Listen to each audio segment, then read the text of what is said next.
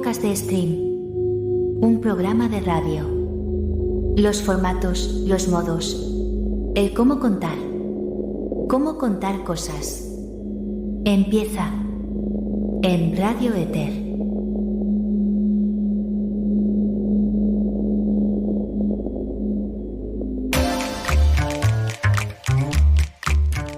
Bueno. El capítulo de hoy está cargado de sensibilidades. Vamos a hablar de un hombre que murió, pero que antes de morir, murió en vida. Y que antes de morir en vida, fue una de las chispas que encendió el combustible del rock. Ese combustible hizo funcionar un mecanismo social y cultural que un día se convirtió en una tragedia.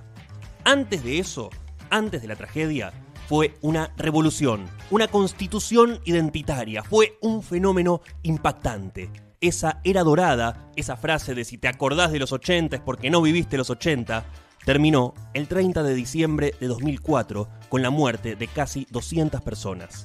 Ese día fue, resurrecciones aparte, un poquito la muerte del rock. No, discúlpeme, yo no estoy vivo. No, eso es un preconcepto suyo que trata de objetualizar. Usted está viendo un espectro de algo que no es. Yo no soy ni un paria, no soy un algo, no soy una persona. Soy un despojo humano. Hoy, en Cómo contar cosas, un artista y un empresario. Un héroe y un demonio. Generoso y tacaño, conciliador y peleador, Dios y el diablo. Emir Omar Chabán era todo. No era un artista que hacía de empresario, ni un empresario que se dedicaba al arte. Era, entre muchas cosas, un artista y un empresario. Era ambas. Era el dueño y promotor de lugares históricos e icónicos de la ciudad de Buenos Aires. Mito fundacional en la historia del underground, del ascenso popular. Y si querías llegar a algún lado, tenías que pasar por Cemento, y antes de Cemento por el Einstein, y antes del Einstein por la Esquina del Sol, que igual no era de él. Pero Omar Emir Chabán fue una figura mitológica del rock. Se murió el 17 de noviembre de 2014 en la casa donde cumplía su prisión domiciliaria, pero el 30 de diciembre del año 2004, una tragedia cambió para siempre la historia del rock. Hoy vamos a repasar la vida de la persona que creó y gerenció República de Cromañón. Vamos a meternos de lleno en esa noche, en la causa judicial. ¿Ustedes sabían que Chabán, a sí mismo, se consideraba un héroe? Él no se siente responsable, por más que tenía una culpa atada al cuello, sino que dice haber salvado un montón de gente. Algunas de las cosas que quedaron establecidas en el discurso popular fue que había un candado en una puerta de emergencia, que había una guardería de niños en el baño, que los mismos callejeros incentivaban las bengalas, que había el doble de personas de las que estaban permitidas en el lugar. Muchas de esas cosas las vamos a desmentir, otras las vamos a confirmar y otras vamos a ponerlas en discusión. Hoy, en esta emisión especial, ¿cómo contar a Emir Omar Chabán? Una persona que no se murió en Cromañón, pero que sí murió socialmente y que después de muchos años se murió realmente en cuerpo y en alma, pero que de alguna forma sigue vivo en la memoria y en el recuerdo de la historia, de la tragedia y del rock. Es un personaje bastante peligroso. Dicen que es un asesino. Es posible que lo sea. Me parece que la sociedad fue desconsiderada. ¿Usted siente que no tuvo absolutamente ninguna, ni la más mínima responsabilidad de lo que pasó en Cromañón? Por supuesto que no. No voy a profundizar en cómo Omar Chabán llegó al mundo del espectáculo, pero sí voy a insistir con que el tipo era un artista, una persona de este mundo. La historia de Chabán está ligada a la de una actriz, la famosa actriz Katia Alemann.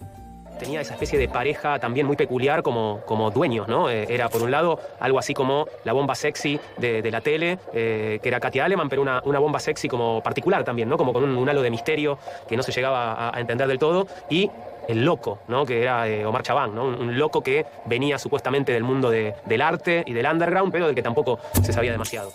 Habla Juan Di Natale y recuerda, por ejemplo, que en la época de Patricio Rey y sus redonditos de ricota, además de las presentaciones que hacían de la música, había números artísticos y entre ellos había un monologuista llamado Enrique Sims, drogadicto y marginal como pocos. Enrique se transformó en periodista y en escritor de una generación en ebullición y durante esa época de reviente y descontrol conoció a mucha gente.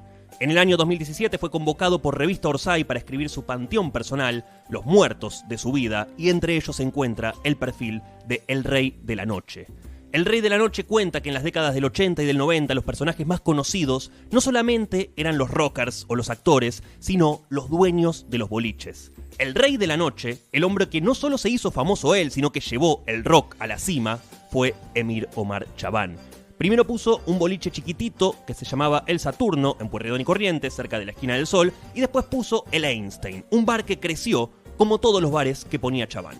Este lugar, llamado Café Einstein, estaba en el primer piso de una vieja casona anclada en la avenida Córdoba al 2700, casi esquina Pueyrredón. Fue fundado por Omar en sociedad con Sergio Einstein y Helmut Zieger, un descendiente de alemanes que le interesaba la parte administrativa y gastronómica. Café Einstein tenía arriba unas maderas así, de las cuales Lucas se colgaba y quedaba como aprisionado en esta especie de parrilla. La gente exasperada lo miraba de abajo y le gritaba y le gritaba y le gritaba. Los músicos se movían, el batería, ¡ah! Todos gritaban. Era un... ¿Tú viste? ¡Ah! Esa voz que escuchamos era la del mismo Chabán. Decía Enrique Sims que el Einstein era muy incómodo, muy chiquito, que te hinchaban las pelotas y que no te dejaban actuar. Que ahí empezó a cantar Luca y que ahí fue él mismo, Sims. Que Chabán le pagaba con tragos, le intervenía el espectáculo y que ese era su juego predilecto. Meterse sin pedir permiso apenas empezaba a actuar. El Café Einstein no era un lugar de conciertos tradicional. Su programación variada, que incluía música en vivo, performances teatrales e incluso pintores creando obras en tiempo real, hacían que el lugar se sintiera como un constante espacio. Estaba diseñado para desafiar la norma. Cada noche se mezclaban los límites entre música, teatro y arte plástico, creando un ambiente único. Con Chabán venían unos tipos que se llamaban el Grupo Fantasma, que eran trotskistas de intervención teatral, pero dice Sims que sobre todo eran malos, porque lo intervenían a él. No es que intervenían a Alfredo Halcón, eran unos cobardes, decía. Y dice que ahí se agarró a piñas con sus amigos y que después no fue nunca más. Al Einstein se acercaron noche tras noche jóvenes ansiosos por algo distinto y bandas que luego serían emblemáticas. Tal es el caso de Soda Stereo, Los Abuelos de la Nada, Virus y por supuesto Sumo. Dicen también que en su momento Luca Prodan se agrupó con Los Abuelos de la Nada, con Virus y algunas bandas más para pedirle a Chabán que les pague más guita por los shows. Y también dice el rumor que Soda Stereo no se sumó a esa idea. Ese viejo rumor deja su huella en un temazo de Sumo que incluyó en uno de sus discos.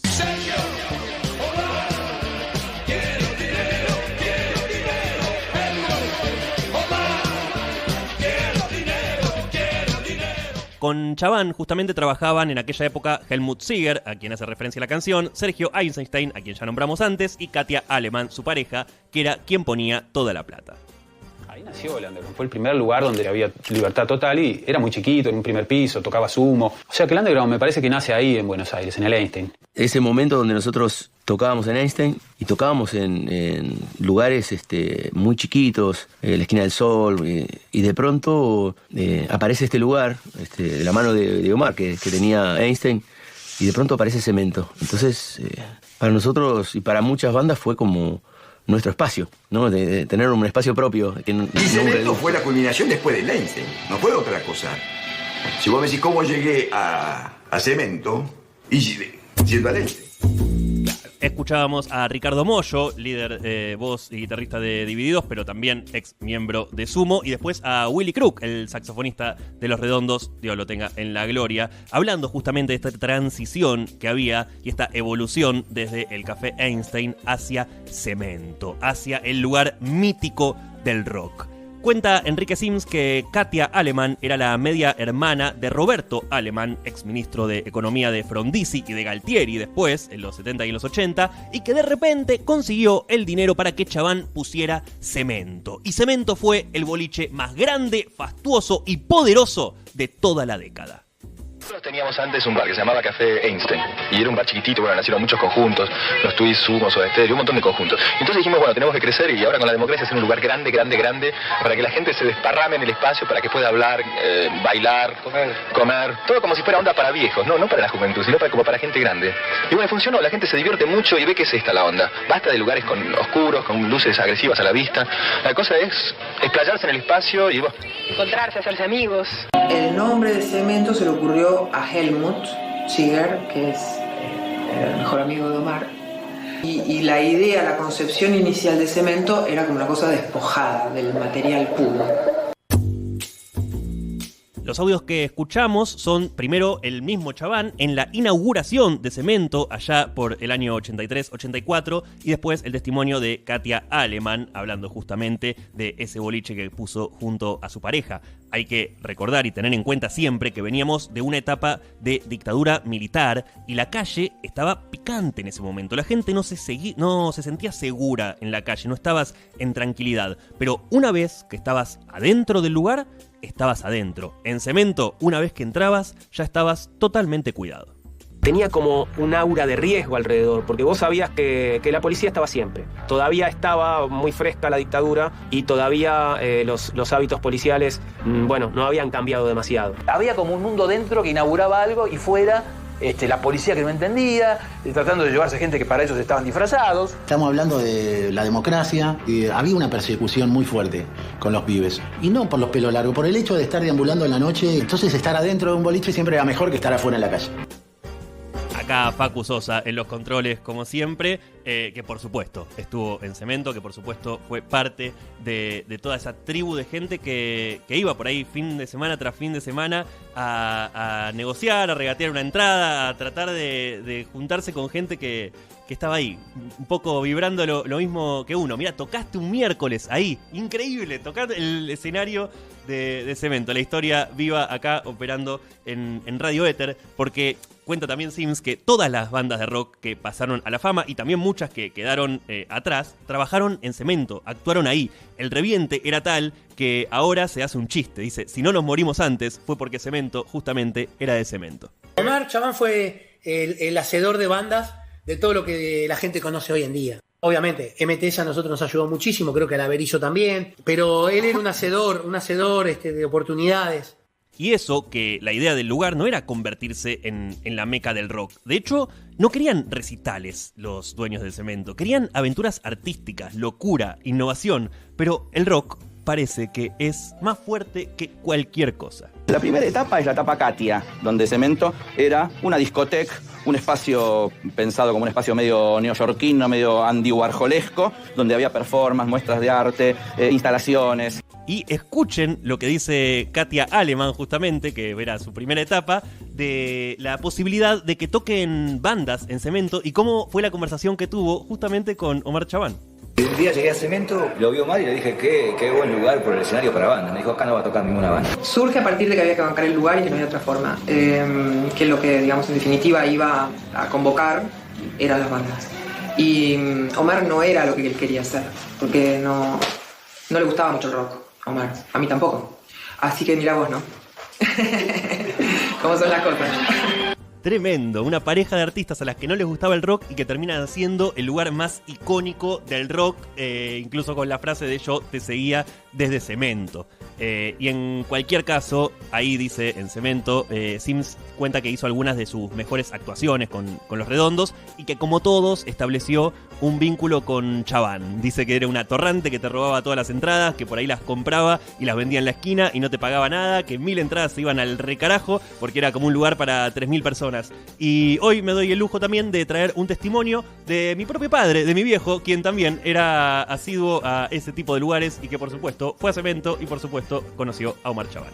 Recuerdo haber ido a Cemento por primera vez en los 80, 83, 84 habrá sido. Estaba ahí en Estados Unidos, cerca de Paseo Colón, y Chabán estaba en la entrada, pero era como una boletería que había, como en las canchas de fútbol. Él estaba del lado adentro y la boletería daba a la calle. Y era el que vendía las entradas y se le podía regatear y él siempre estaba ahí en la negociación y siempre se quejaba de que le pedíamos descuentos, pero en general tenía buena onda y después estaba siempre adentro, boludeando, hablaba con la gente, era lo más común verlo ahí, no era una cosa normal, era un personaje, pero divertido, no era algo que podía llamar la atención por otra cosa. un poco lo que cuentan todos, que era una persona que estaba, que se lo veía, que estaba presente en su lugar, en su boliche. Y cuenta Enrique Sims en este perfil que había momentos donde no te podías ni mover ahí en Cemento, ahí abajo, que era un caos de gente. Y que, sin embargo, él no quería hacerse al principio muy amigo de Chabán, pero que terminan haciéndose amigos a la fuerza. Cuenta dos anécdotas, Enrique, sobre Chabán. La primera dice que una noche entró a Cemento toda la comisaría segunda del barrio y que este Sims agarró algo que simulaba ser un grabador y el marido de Vera agarró otra cosa que parecía una máquina fotográfica y empezaron a decir ¡persecución, persecución en pleno San Telmo! Y el subcomisario que estaba ahí, que era amigo de Sims, vio eso, lo llamó aparte y le dijo: Enrique, calmate, vinimos a coger, a tomar algo, ¿no me conseguís un saque? Y eso Chabán, dice Sims, que se lo agradeció siempre. De hecho, se lo presentó al comisario y que Chabán y el comisario se hicieron amigos y empezaron a hacer negocios. Eso dice que Sims es la que le debe Chabán a él. Y después la segunda anécdota, la que Sims le debe a Chabán, dice que es esa, que hay una piba de 16 años que gana un concurso literario ahí en Cemento, gana el certamen. Sims dice que es en una belleza y que fue y se la robó al novio y que le dio a Chabán la orden de que no dejaran entrar al novio de la chica, pero en un momento parece que Sims salió no sé a qué, a tomar aire, a fumar, a boludear, y el tipo lo empezó a correr con una tijera y lo quería clavar, y ahí salió Chabán y lo noqueó de una trompada y lo arrastró varias cuadras y después llamó a la policía y lo detuvieron al tipo. Que nada, que siempre se acordaban de ese ida y vuelta de favores. Y también Chabán recordaba otra historia más de cuando Sims le dio un botellazo a uno y le rompió una botella de whisky que Chabán se la hizo pagar. Nada, que se apreciaban, que nunca compró una entrada, pero que tampoco cobró ninguno de los espectáculos que organizó, o que por lo menos nunca cobró lo que tenía que cobrar. Y cuenta que la última vez que lo vio con vida fue cuando él volvía de Chile y que le hizo así como un chiste de que ahora el rico era él, y Sims le hace un chiste sobre los zapatos, que parece que tenía una colección infernal de zapatos que eran como 1000 y todos carísimos. Pero resulta que el éxito de Cemento y de toda esa cultura que empezaba a emerger empieza a mover el avispero. Y Emir Omar Chabán empieza a organizar al panal de abejas. ¿Cómo surgió tener este lugar? ¿Cómo fue? ¿Cómo llegaste a...? Bueno, lo vine a ver, me pareció muy bueno, me parecía que daba justo para los recitales y justo se daba la confusión de que me cuesta conseguir determinadas bandas que dice que Cemento queda chico. El audio que escuchamos es de la apertura de República de Cromañón, el último boliche, por supuesto, que tuvo Omar Chabán. Y justamente la capacidad del lugar fue una de las grandes polémicas de la noche más trágica del rock.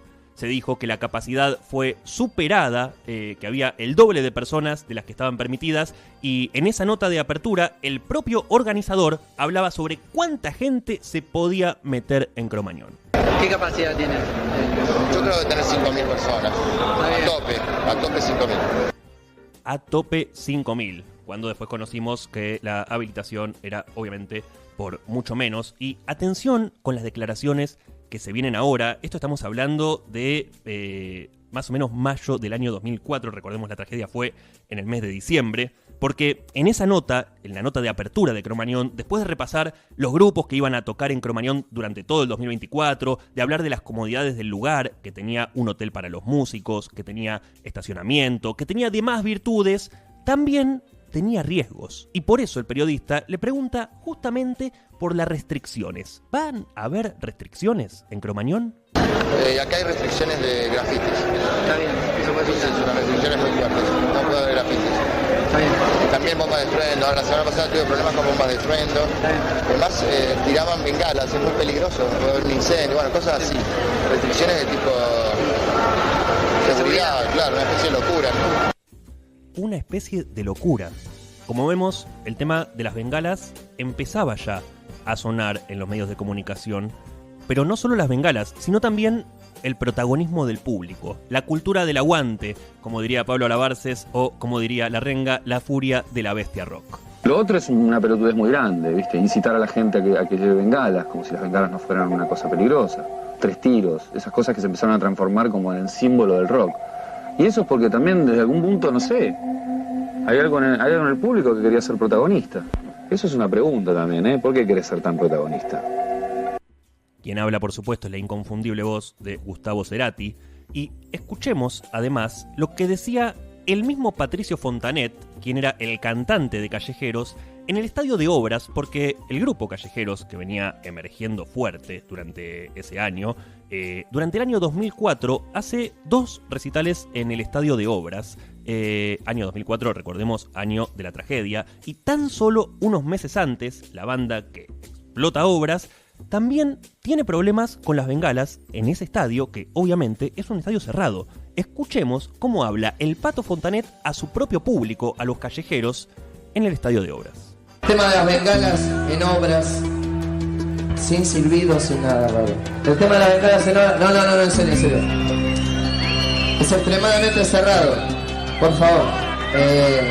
Bueno, no soy la policía, no me chiflen. Ustedes saben cómo nos manejamos nosotros siempre con este tema, pero a veces tenemos que hacer excepciones, no hay vuelta que darle. Ustedes saben cómo nos manejamos, o sea, lo saben realmente, pero bueno, son así las cosas. Yo sé que lo hacen de corazón y nosotros lo valoramos un montón. Parece increíble, o sea, realmente era un tema. Era algo que no solo estaba de moda, sino que era parte del show.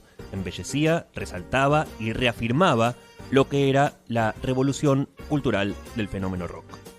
Sí considero que es un error que a veces el público adopte una actitud participativa tan fuerte, no porque no tenga que participar, sino porque en algún punto parece que el público es el show.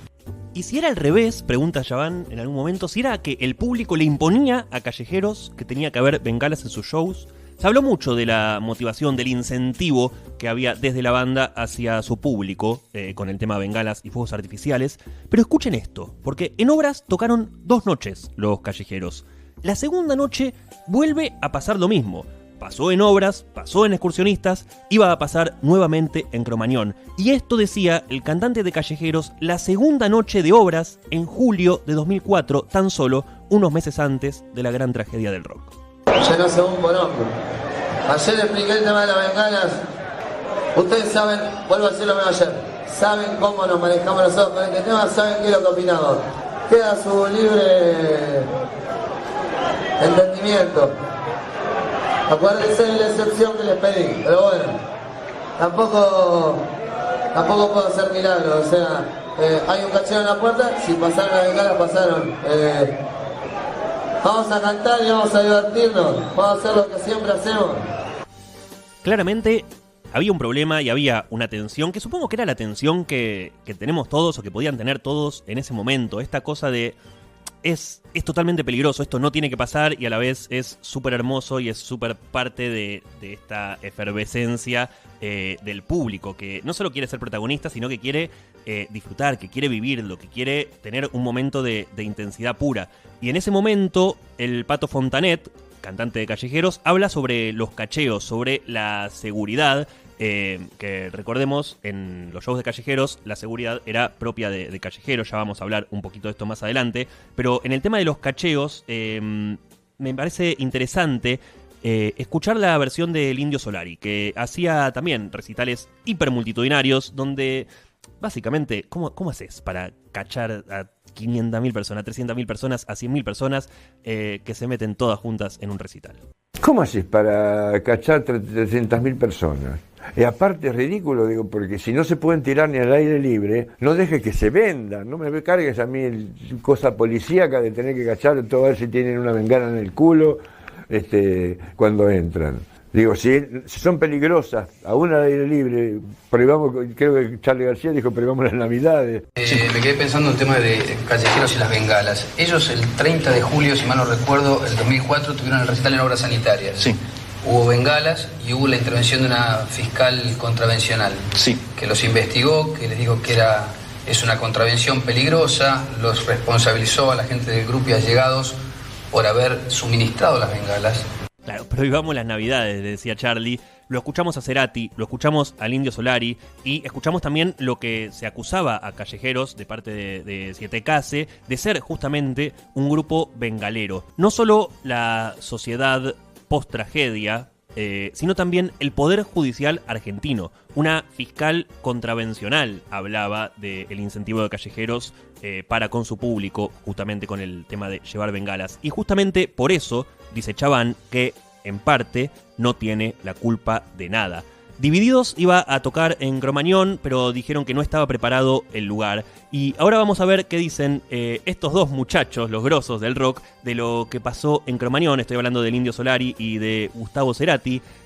¿Ustedes creen que ellos lo veían venir, que esto se veía venir, que era fácilmente previsible? Yo he ido al Cibis y era peor que Cromañón. Pero a nadie se le ocurría tener un 6 luces adentro del lugar. Digo. Ojalá sirva para algo, ¿no? De golpe ahora a todo el mundo se le ocurre que hay que cuidarse y las que son las bengalas y...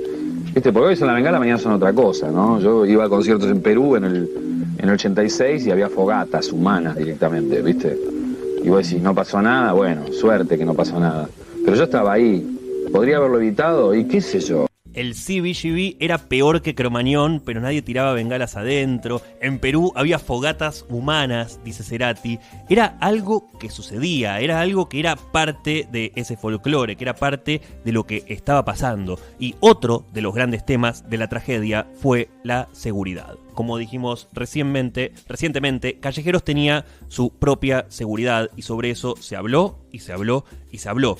Escuchemos lo que decía al respecto el señor Omar Chabán. Callejeros para mí era como si fuera Pavarotti, el grupo más importante de la... ¿Imponían condiciones? No imponían condiciones porque era buena relación. No es que ellos me planteaban eso y me parecía bien, porque era una buena seguridad, ellos tenían muy buena organización y de alguna manera yo confiaba en eso. Es decir, no es que trabajaban mal.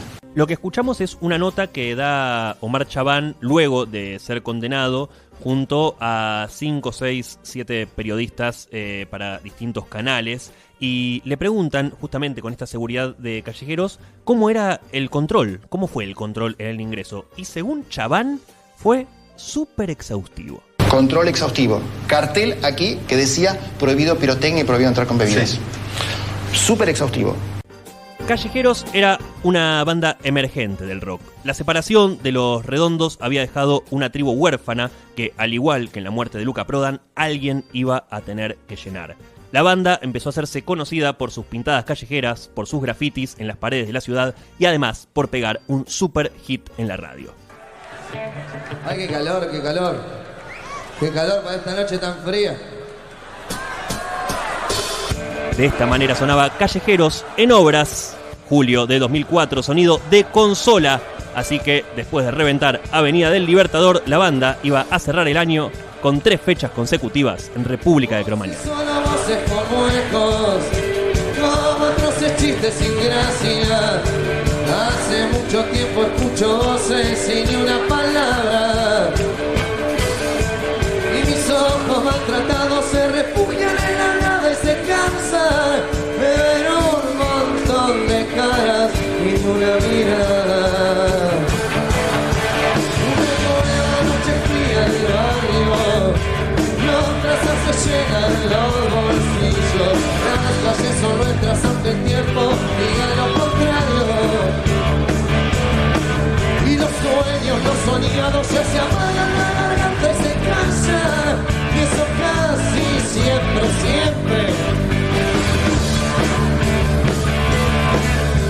Van quedando pocas sonrisas, prisioneros de esta cárcel de pizza. Se apagó el sentido, se encendió un silencio de pizza. Menos horas en la vida. ¿Por qué? Puede correr de mi vida todo.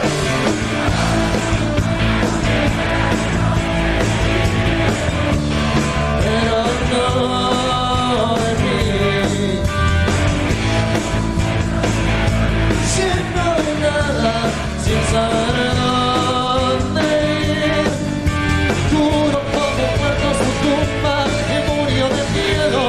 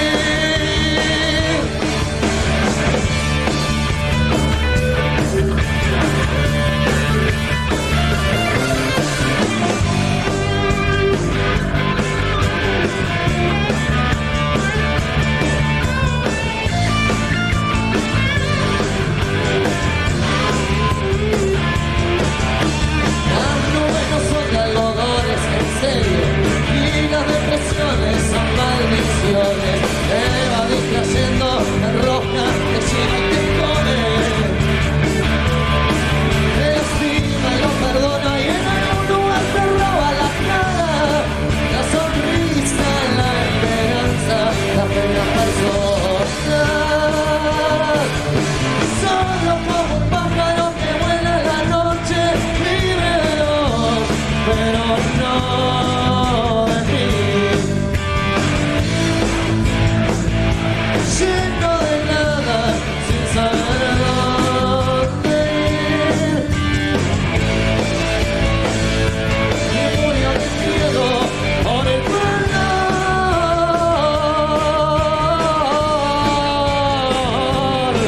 de vivir.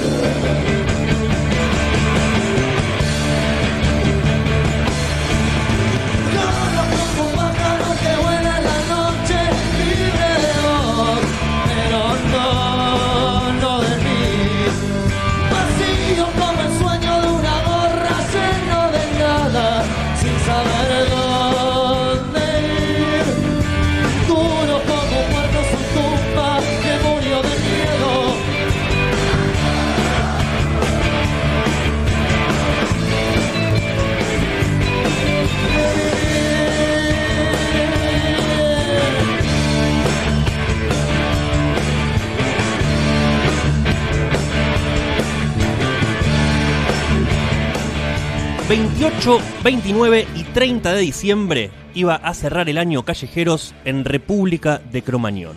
La noche del 30 ocurre lo impensado.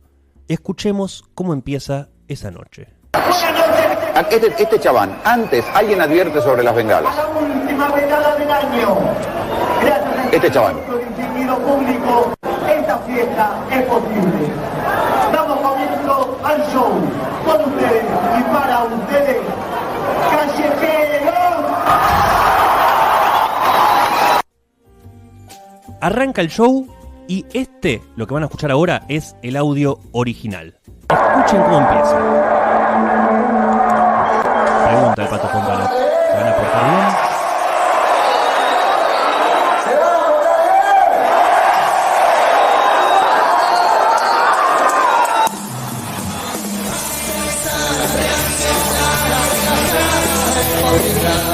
Distinto. Un tema que podemos estar fuera de la versión de estudio.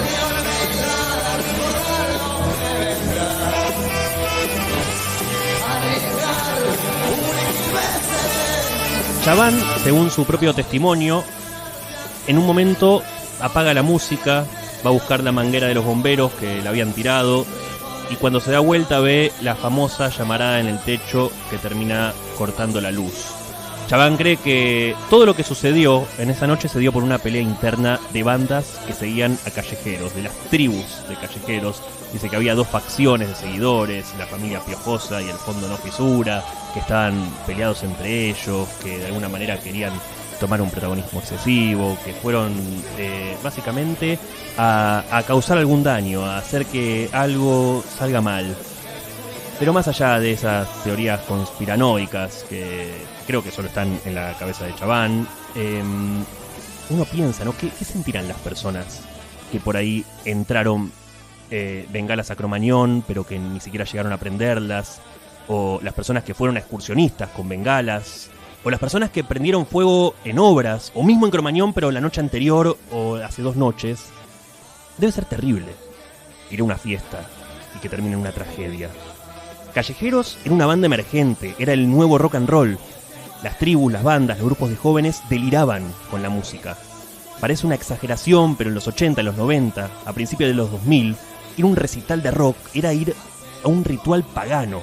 Como aquella entrevista de Pergolini donde dice: vos pensás que viviste todo, vení a ver a Lo Redondo conmigo, no sabés lo que vas a vivir, vas a tener miedo, te vas a divertir. Y atención, porque cuando termina, tiempo más tarde Chaván va a dar su propia versión de los hechos y lo que vamos a escuchar es algo insólito. A todo esto la gente está enloquecida, está bailando, se está terminando el año, es 30 de diciembre de 2004 y el lugar está repleto de jóvenes, de chicos.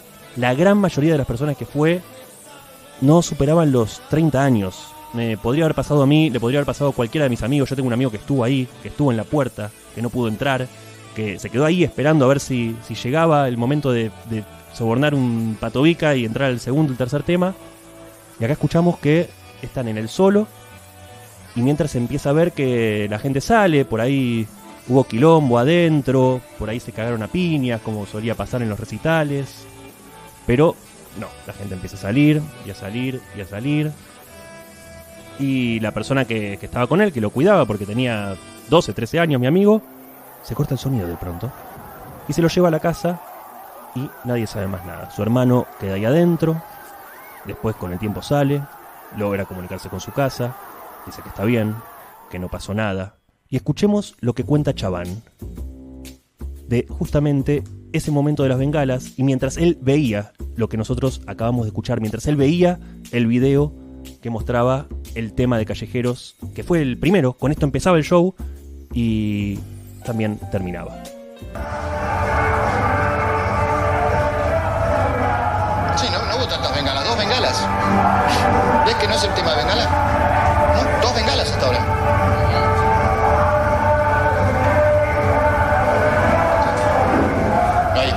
Ahí corté yo. ¿Ahí qué pasó? Ahí es cuando cortó el sonido. Bueno, fíjate, ahora que veo el video, porque vos sabés que lo vi una sola vez al video en el juzgado. Hubo 2 bengalas. Es decir que...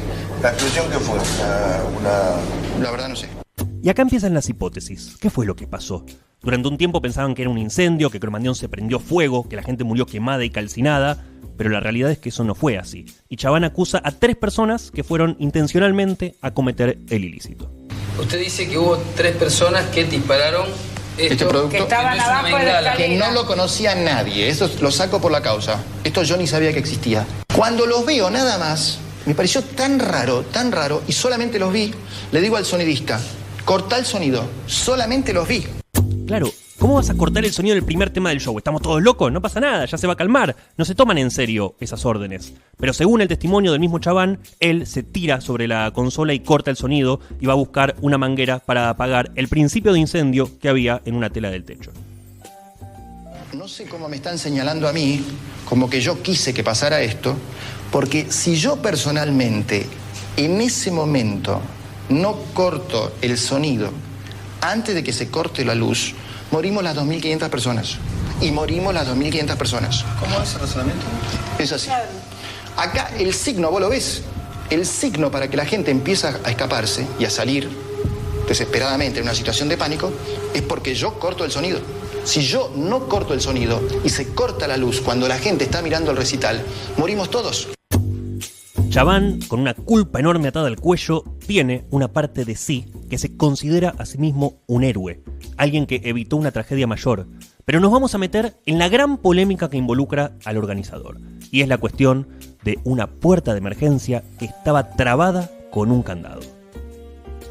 Salgo por aquí y lo encuentro a Raúl y a Diego Algañarás y vamos a abrir esta puerta. Y ahí vemos que estaba trabada, ¿no? ¿Quién la trabó?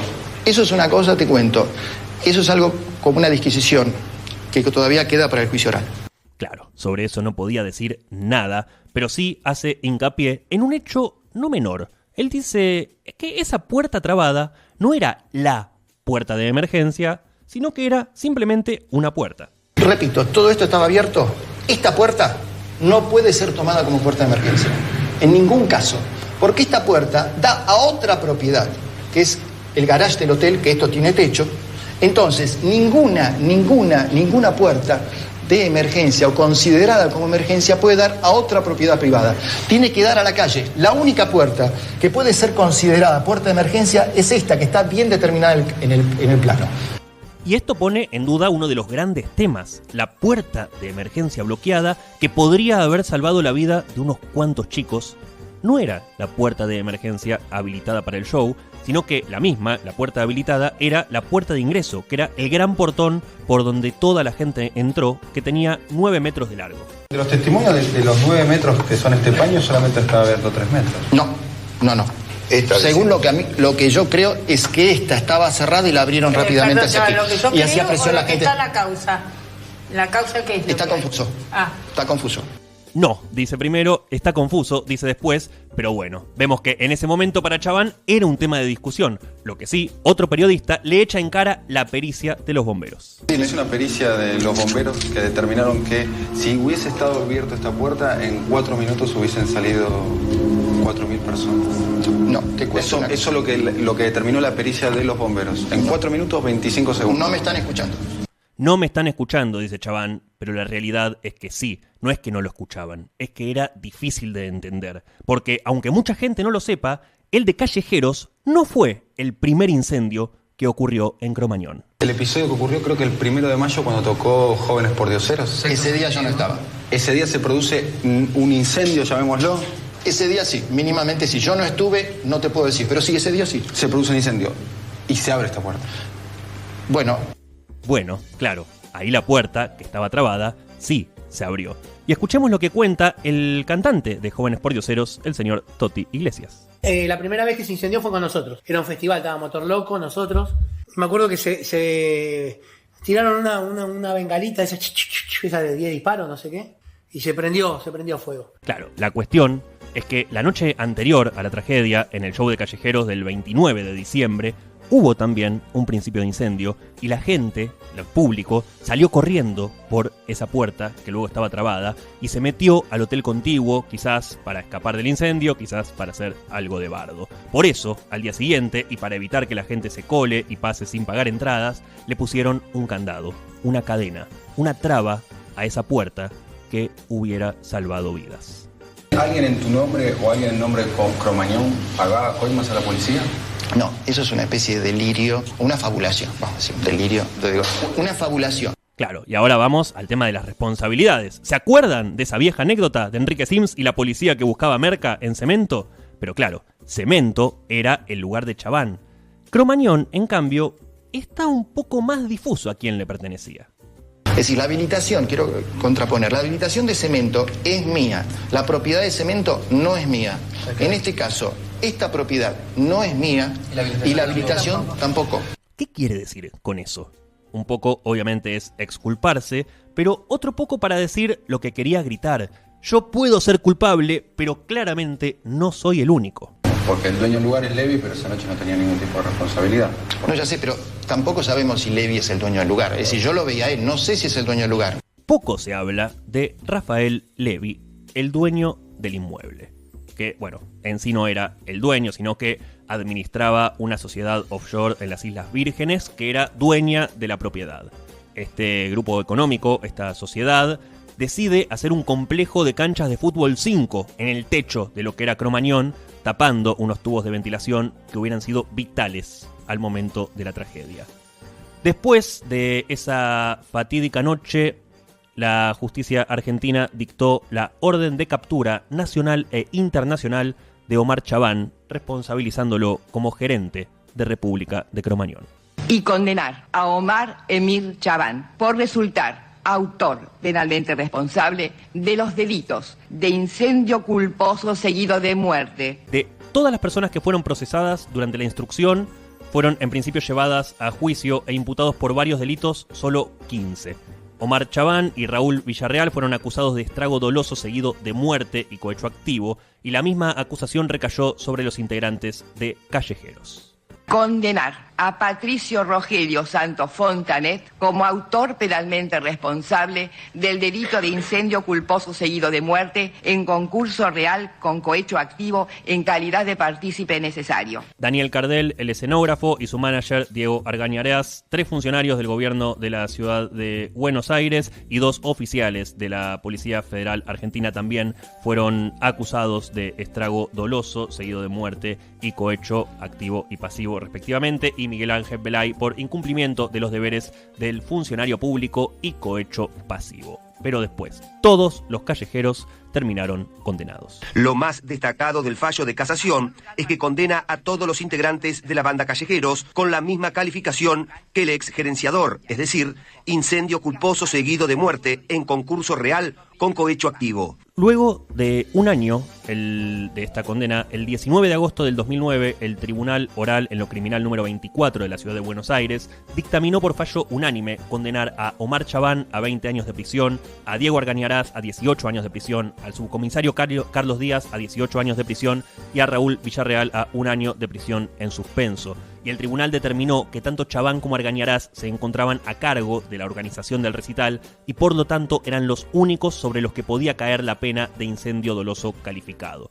La Cámara Federal de Casación Penal confirmó en septiembre del 2015 las condenas contra exfuncionarios, contra los miembros de la banda Callejeros y contra los demás imputados al rechazar sus recursos de apelación, y la Corte Suprema de Justicia de la Nación, a principios del mes de marzo de 2016, catalogó como inadmisibles los recursos extraordinarios que 11 imputados interpusieron ante las sentencias, por lo que todos los acusados debían regresar a cumplir sus penas en prisión. Las condenas variaron entre los 3 y 7 años, teniendo el Pato Fontanet, el líder de la banda, la mayor de ellas. Después los demás músicos recibieron aproximadamente 5 años, y está obviamente el caso del baterista Eduardo Vázquez, al que se le sumaron 6 años a la condena de cadena perpetua obtenida por el asesinato de su esposa. El punto de inflexión se dio en la cultura. De pronto todos los locales cerraron sus puertas, los menores de 18 años nos quedamos sin refugio, sin noche, sin juventud. Los boliches, los recitales, los eventos más atractivos de la cultura y la contracultura se apagaron, se acartonaron, se escondieron de los flashes. Fue una época difícil para la gente de 15, 16, 17 que quería divertirse. Y después el tema de las bengalas, que fueron la lepra del rock y de la sociedad. En Año Nuevo pidieron evitar la pirotecnia, el Hospital del Quemado estaba saturado, las familias necesitaban un poco de paz, un poco de respeto. En los shows musicales se extinguieron, desaparecieron para siempre, con la extraña excepción de los recitales del Indio Solari, donde seguía emergiendo como fenómeno de luz, fuego y descontrol la bengala. Pero volvamos a esa frase del Indio que decía: si tan peligrosas son, que prohíban la venta, que prohíban las navidades, decía Charlie. Pero escuchen ahora lo que pasaba, por ejemplo, en el resto de los recitales. Así frenaba Divididos un show en Salta.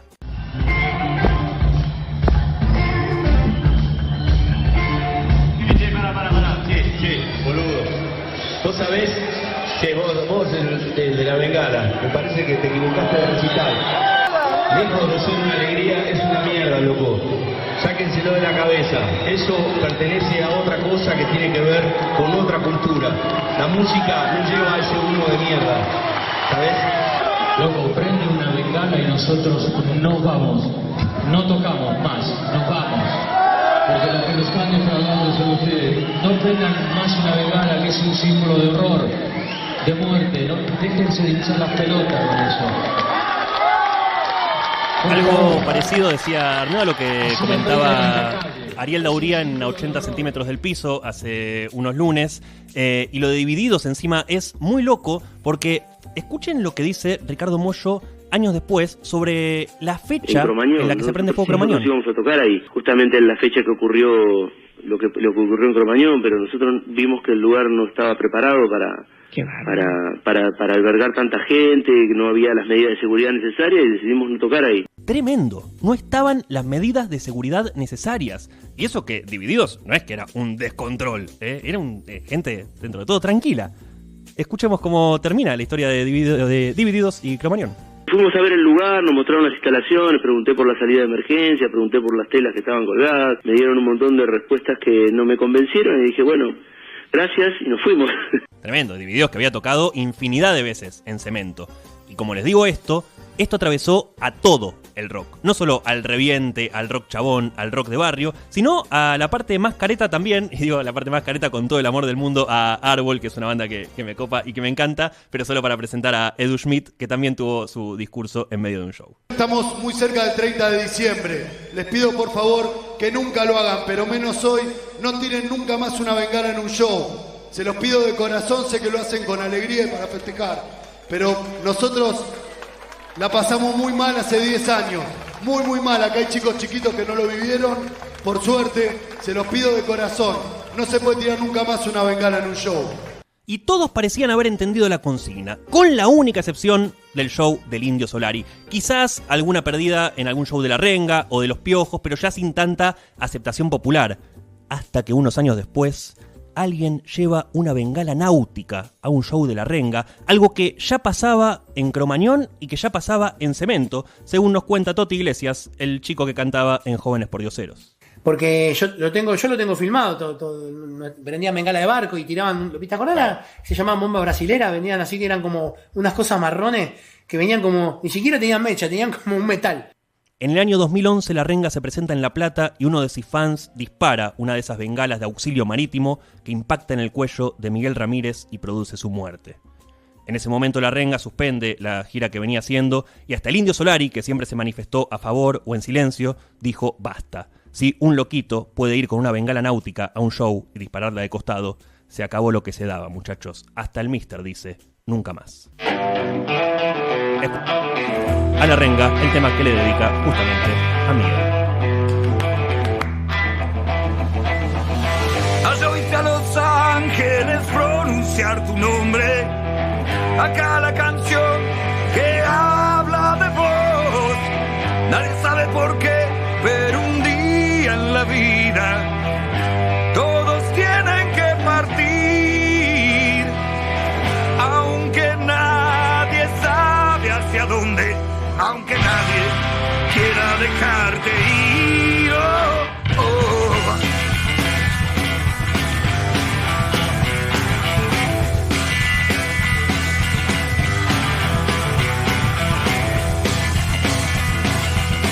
Siempre habrá pintada una bandera con los colores que hiciste vivir, y así sabrá el coro del cielo que de los nuestros se fue el más bueno, y acá cantan tu canción, con la vanguardia del oeste. Todos deberán venir, se oirá tu voz cantando donde todo pueda existir. Oh, oh, oh. Donde todo pueda existir.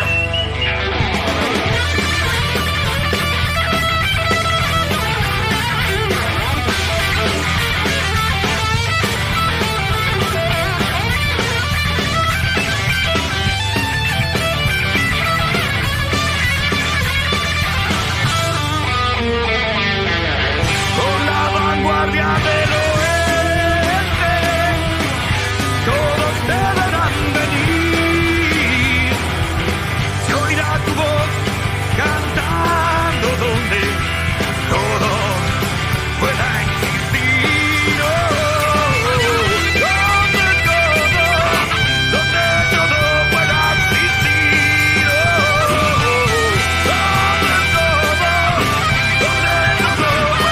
existir.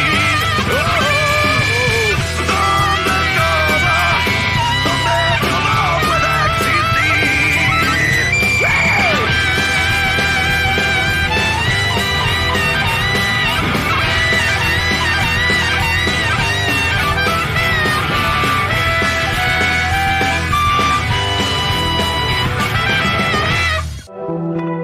Los formatos, los modos, el cómo contar. Cómo hacer que te llegue eso que te llega. Cómo dejar un mensaje. Cómo capturar una atención. Cómo lograr no solo transmitir el saber, sino el entender. Cómo contar cosas.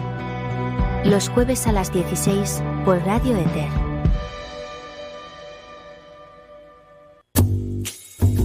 Nadie pensó que podía pasar algo así.